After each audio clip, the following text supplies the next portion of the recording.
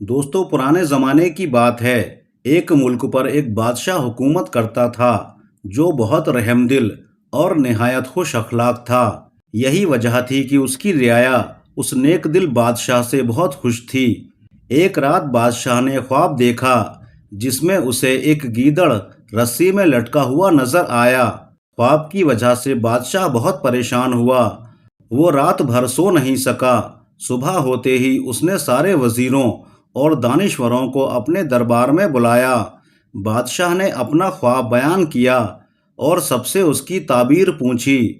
سبھی سوچ سوچ کر پریشان ہو گئے، پر کسی کو بھی خواب کی تعبیر سمجھ میں نہیں آئی، جبکہ بادشاہ کو ہر حال میں اپنے خواب کی تعبیر چاہیے تھی۔ اسی لیے اس نے اعلان عام کروا دیا کہ جو کوئی بھی مجھے خواب کی تعبیر بتائے گا اسے انعامات سے مالا مال کر دیا جائے گا۔ یہ سن کر کافی لوگ انعام کے لالچ میں اور کئی خود کو عقل مند کہلانے کے لالچ میں تعبیر بتانے پہنچ گئے، مگر سب ناکام ہو گئے۔ ایک غریب کسان جسے گاؤں کے بٹورے کی زمین پر کام کرتے کرتے کافی عرصہ گزر چکا تھا، لیکن اس کا قرض ختم ہونے کا نام ہی نہیں لے رہا تھا۔ سارا منافع تو ظالم بٹیرا ہی کھا جاتا۔ سارا مال محنت کرنے کے باوجود کسان کی وہی بھوک اور بدحالی برقرار رہتی۔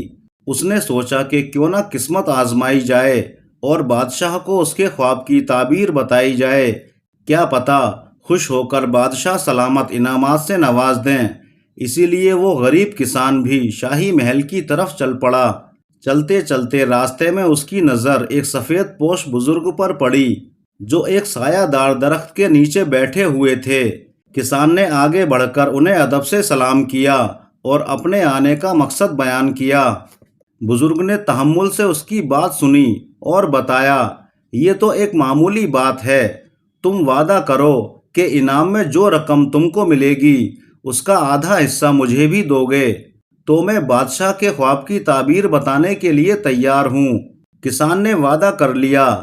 اس بزرگ نے خواب کی تعبیر بتاتے ہوئے کہا، گیدڑ فریب اور چالاکی کی علامت ہوتا ہے۔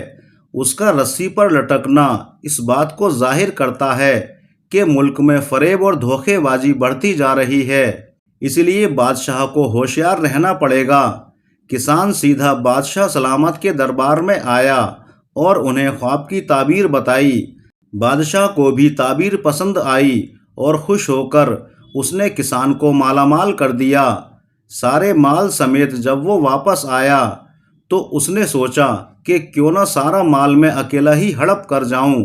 بزرگ کو آدھا حصہ اگر نہیں دیا تو وہ کیا کر لے گا؟ یہ سوچتے سوچتے وہ اپنے گھر پہنچ گیا۔ کچھ عرصہ بعد بادشاہ کو خواب میں اپنے اوپر ایک باریک دھاگے سے لٹکی ہوئی تلوار نظر آئی۔ خواب دیکھ کر بادشاہ پھر پریشان ہو گیا۔ آخر اس نے کسان کو قاصد بھیجا کہ اب بادشاہ کو اس خواب کی تعبیر وہ بتائے۔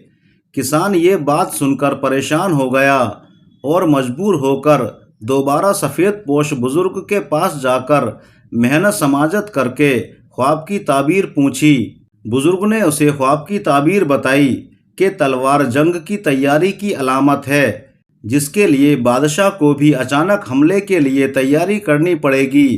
آخر میں بزرگ نے دوبارہ اپنا آدھا حصہ مانگا اور کسان نے حامی بھر لی۔ کسان نے بادشاہ سلامت کو خواب کی تعبیر سنائی، جسے سن کر بادشاہ بہت خوش ہوا اور پہلے کی طرح کسان کو انعامات سے نوازا۔ اس دفعہ وہ جیسے ہی واپس ہوا تو راستے میں سفید پوش بزرگ کو اپنا منتظر پایا۔ بزرگ نے اس سے اپنا آدھا حصہ مانگا۔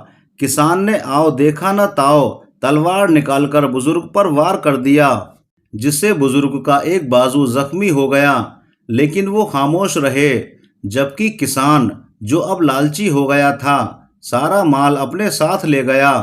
اتفاق سے بادشاہ کو پھر تیسرا خواب نظر آیا جس میں اسے ایک ذبح شدہ بکری نظر آئی۔ بادشاہ نے دوبارہ قاصد بھیجا اور کسان کو طلب کیا اور کہا کہ اب میرے خواب کی تعبیر بتاؤ کہ اس خواب کا کیا مطلب ہے۔ کسان بہت پریشان ہوا اور آخر کار تیسری مرتبہ شرمندہ ہو کر بزرگ کی طرف روانہ ہوا۔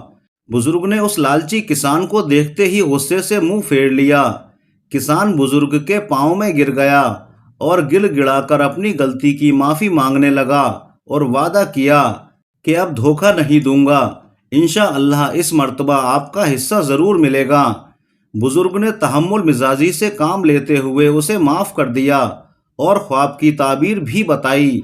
चूंकि बकरी अमन की निशानी है, इसीलिए अब बादशाह के मुल्क में अमनो अमान होगा और लोग बकरियों की तरह अमनो अमान से रहेंगे और धोखेबाजी और फरेब से दूर रहेंगे। किसान ने जब बादशाह को ख्वाब की ताबीर बताई तो बादशाह को ये ताबीर भी बहुत पसंद आई, क्योंकि इस मर्तबा ख्वाब की ताबीर दिल मोह लेने वाली और खुशगवार थी। किसान को पहले से भी ज़्यादा नवाजा गया। इस दफ़ा किसान ने पहले वाला माल और अब वाला इनाम व इकराम मिलाकर सारा माल लाकर बुजुर्ग के कदमों पर रख दिया और कहा, मुझे माफ़ करना बुजुर्गमान, दौलत के लालच में आकर मुझसे खता हुई है, मैं अपनी गलती पर शर्मिंदा हूँ, खुदा के लिए मुझे माफ़ कर दें, मैं अपने गुनाह पर माफ़ी का तलबगार हूँ। ये सारी दौलत आप अपने पास रख लें, पर मुझे माफ़ कर दें। मैं तौबा करते हुए वादा करता हूँ कि अब ज़िंदगी में कभी किसी को धोखा नहीं दूंगा और दौलत के लालच में आकर किसी का दिल नहीं दुखाऊंगा, अपनी औकात नहीं भूलूंगा और ना ही गुरूर और तकब्बुर करूंगा, मुझे माफ़ कर दें।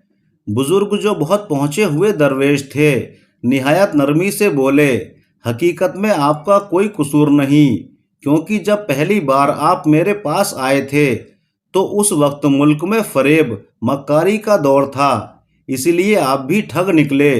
दूसरी मर्तबा भी आपने मेरे ऊपर इसलिए हमला किया कि उस वक्त पूरे मुल्क में खूनरेज़ी फैली हुई थी, हर कोई एक दूसरे के खून का प्यासा था, मतलब कि मुल्क में फितने का दौर था। और अब तो हर जगह अमनो अमान हो गया है, लोग ईमानदारी और अमन की ज़िंदगी गुजार रहे हैं और तुम्हें भी तो जालिम बटेरे के शर से निजात मिल गई है, इसीलिए तुम ईमानदारी से मुझे मेरा हिस्सा देने चले आए।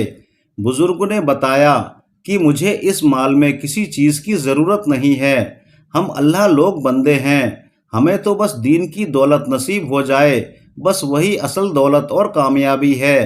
किसान अपने आंसू पोंछते हुए बुजुर्ग से अदब से बोला, बुजुर्गवान, मेरे लिए कोई नसीहत फरमाइए।